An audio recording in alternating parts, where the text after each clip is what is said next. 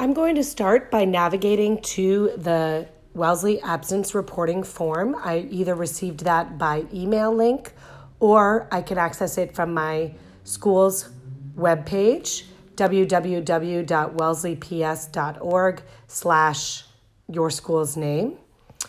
And now I'd like to save this as what's called a web clip. I'm going to add it to my home screen on my iPhone. And in order to do this, I'm going to tap on the square with the up arrow in the center bottom of my iPhone screen. And I'm going to scroll down and tap Add to Home Screen. It now shows me that the image, the icon will be the purple Forms icon and the name will be Wellesley Absence Reporting. I could actually change that if I wanted to. WPS Absence Form or whatever I want it to be called. And it does say an icon will be added to your home screen so you can quickly access this website. I'm going to tap Add.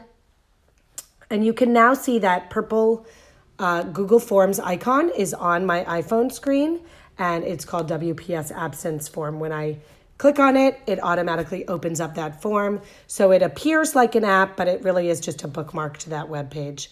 I can then go ahead and fill out this form each day that I need to report an absence for my student and click Submit. Thanks for watching.